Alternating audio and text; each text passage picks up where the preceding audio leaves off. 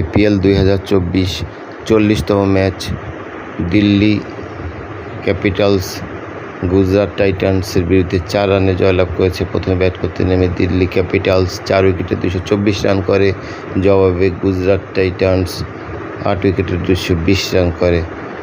দিল্লি ক্যাপিটালসের পক্ষে সর্বোচ্চ 88 রান করে ক্যাপ্টেন পান্ট, নট আউট ছিলেন। দ্বিতীয় সর্বোচ্চ 66 রান করেন অক্ষর প্যাটেল। ওয়ারিয়র পান 3 উইকেট।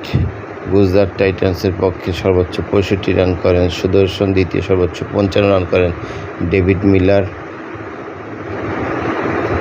সালাম পান 3 উইকেট।